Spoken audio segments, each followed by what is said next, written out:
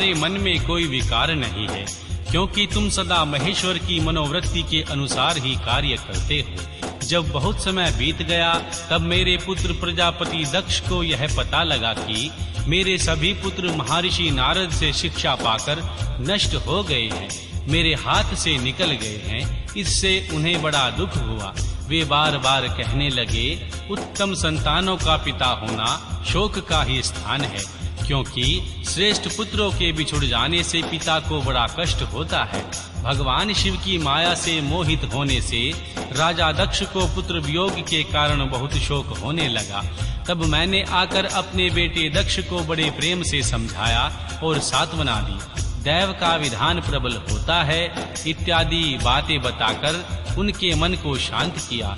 मेरे सांत्वना देने पर दक्ष पुनः पंचजन कन्या अक्षिनी के गर्भ से शबलाश्व नाम के एक सहस्त्र पुत्र उत्पन्न किए। पिता का आदेश पाकर वे पुत्र भी प्रजा सृष्टि के लिए दृढ़ता पूर्वक प्रति आज्ञा पालन का नियम ले उसी स्थान पर चले गए जहां उनके सिद्ध को प्राप्त हुए बड़े भाई गए थे। नारायण सरोवर के जल का स्पर्श होने मात्र से उनके सारे पाप नष्ट हो गए, अंतकरण में शुद्धता आ गई और वे उत्तम व्रत के पालक शबलाश ब्रह्मा प्रणव का जाप करते हुए वहां बड़ी भारी तपस्या करने लगे।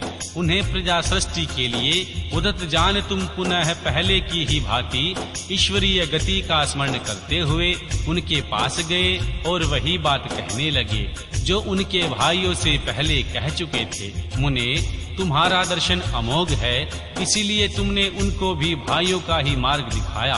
अतएव वे भाइयों के पथ पर ही उत्तम गति को प्राप्त हुए।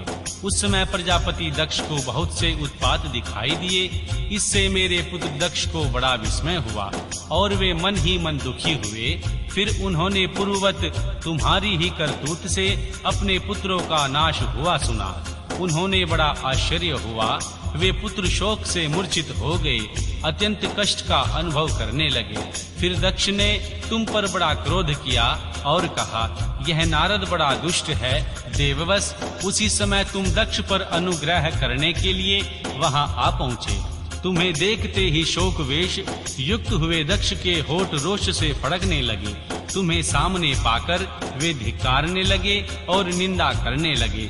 राजा दक्ष ने कहा, ओ नीच, तुमने यह क्या किया? तुमने झूठ मूठ साधुओं का बाना पहन रखा है। इसी के द्वारा ठग कर हमारे भोले भाले बालकों को तुमने भिक्षुओं का मार्ग दिखाया है। यह अच्छा नहीं किया। तुम निर्दय और शठ हो, इसलिए तुम्हारे हमारे इन बालकों के जो अभी ऋषि ऋण, देव ऋण और पितृ ऋण से मुक्त नहीं हो पाए थे, लोक और परलोक दोनों के श्रेय का नाश कर डाला। जो पुरुष इन तीनों ऋणों को उतारे बिना ही मोक्ष की इच्छा मन में लिए माता पिता को त्याग कर घर से निकल जाता है, सन्यासी हो जाता है, वह अधोगति को प्राप्त होता है। तुम निर्दय और बड़े निर्लज्ज हो, बच्चों की बुद्धि में भेद पैदा करने वाले हो, अपने सुयश को स्वयं ही नष्ट करने वाले हो। मूढ़ मते, तुम भगवान विष्णु के पार्षदों में व्यर्थ ही घूमते फिरते हो। तुमने बारंबार मेरा अमंगल किया है। आज से तीनों लोकों में विचरते हुए तुम्हारा पैर कहीं स्थिर नहीं रहेगा, अथवा कहीं भी तुम्हारे ठहरने के लिए सुस्थिर ठौर ठिकाना नहीं मिलेगा। नारद, यद्यपि तुम साधु पुरुषों द्वारा सम्मानित हो, तथापि उस समय दक्ष ने शोकवश तुम्हें वैसा शाप दे दिया। वे ईश्वर की इच्छा को नहीं समझ सके। भगवान शिव की माया ने उन्हें अत्यंत मोहित कर दिया था। मुने, तुमने उस शाप को चुपचाप ग्रहण कर लिया और अपने चित्त में विकार नहीं आने दिया। यही ब्रह्म भाव है। ईश्वर कोटि के महात्मा पुरुष स्वयं शाप को मिटा देने में समर्थ होने पर भी उसे सह लेते हैं। अध्याय 13। दक्ष की 60 कन्याओं का विवाह। राजा दक्ष और वीरणी के यहाँ देवी शिवा का अवतार। राजा दक्ष द्वारा उनकी स्तुति तथा देवी सती के सद्गुणों एवं चेष्टाओं से माता पिता की प्रसन्नता। श्री ब्रह्मा जी कहते हैं, देव ऋषि, इसी समय दक्ष के इस बर्ताव को जानकर मैं भी वहां आ पहुंचा। और पूर्ववत उन्हें शांत करने के लिए सांत्वना देने लगा। तुम्हारी प्रसन्नता बढ़ाते हुए मैंने दक्ष के साथ तुम्हारा सुंदर स्नेहपूर्ण संबंध स्थापित कराया।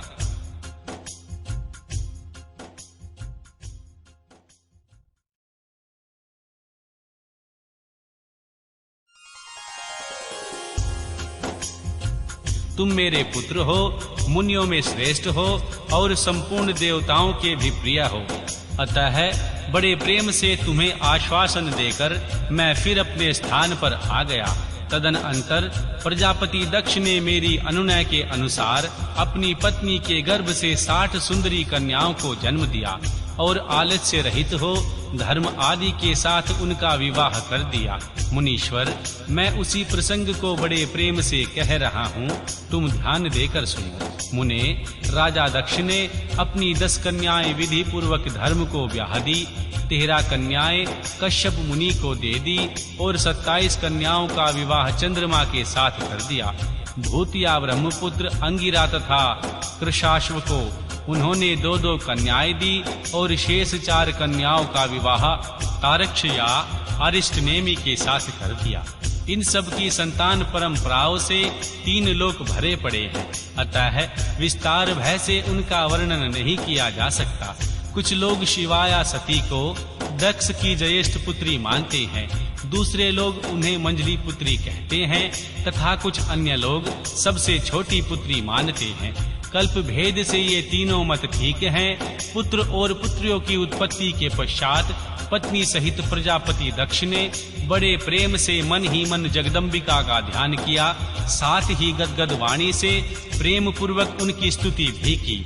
बारंबार अंजलि बांधकर नमस्कार करके विनीत भाव से देवी को मस्तक झुकाते थे।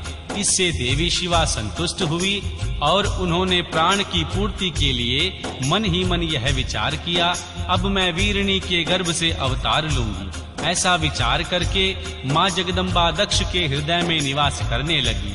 मुनि श्रेष्ठ, उस समय दक्ष की बड़ी शोभा होने लगी।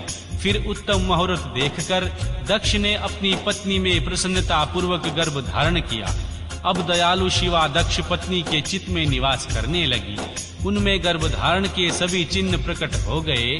तात उस अवस्था में वीरणी की शोभा बढ़ गई और उनके चित्त में अधिक हर्ष छा गया। माँ भगवती शिवा के निवास के प्रभाव से वीरणी महामंगल रूपिणी हो गई। दक्ष ने अपने कुल संप्रदाय, वेद ज्ञान और हार्दिक उत्साह के अनुसार प्रसन्नता पूर्वक पुष्पवन आदि संस्कार संबंधी श्रेष्ठ क्रियाएं संपन्न की। उन कर्मों के अनुष्ठान के समय महान उत्सव हुआ। प्रजापति ने ब्राह्मणों को उनकी इच्छा के अनुसार धन दिया। उस अवसर पर वीरणी के गर्भ में देवी का निवास हुआ। यह जानकर श्री विष्णु आदि सब देवताओं को बड़ी प्रसन्नता हुई। उन सब ने वहां आकर माँ जगदम्बा का स्तवन किया और समस्त लोकों का उपकार करने वाली देवी शिवा को बारंबार प्रणाम किया। वे सब देवता प्रसन्नचित्त हो दक्ष प्रजापति तथा वीरणी की भूरी भूरी प्रशंसा करने लगे, अपने स्थान को लौट गए। महर्षि नारद जब 9 महीने बीत गए तब लौकिक गति का निर्वाह करके 10वें महीने के पूर्ण होने पर चंद्रमा आदि ग्रहों तथा तारों की अनुकूलता से युक्त सुखद मुहूर्त में देवी शिवा शीघ्र ही अपनी माता के सामने प्रकट हुई। उनके अवतार लेते ही प्रजापति दक्ष बड़े प्रसन्न हुए और उन्हें महान तेज से देदीप्यमान देखकर उनके मन में यह विश्वास हो गया, साक्षात शिवा देवी ही मेरी पुत्री के रूप में प्रकट हुई है। उस समय आकाश से फूलों की वर्षा होने लगी और मेघ जल बरसाने लगी। मुनीश्वर, सती के जन्म लेते ही संपूर्ण दिशाओं में तत्काल शांति छा गई। देवता आकाश में खड़े हो मांगलिक बाजे बजाने लगे। अग्निशालाओं की बुझी हुई अग्नियां सहसा प्रज्वलित हो उठी और सब कुछ परम मंगलमय हो गया। वीरणी के गर्भ से साक्षात माँ जगदम्बा प्रकट हुई। दक्ष ने दोनों हाथ जोड़कर नमस्कार किया और बड़े भक्ति भाव से उनकी स्तुति की। बुद्धिमान राजा दक्ष के स्तुति करने पर माँ जग माता उस समय दक्ष से इस प्रकार बोली, जिससे माता वीरणी न सुन सके। देवी बोली, प्रजापते, तुमने पहले पुत्री रूप में मुझे प्राप्त करने के लिए मेरी आराधना की थी, तुम्हारा वह मनोरथ आज सिद्ध हो गया। अब तुम उस तपस्या के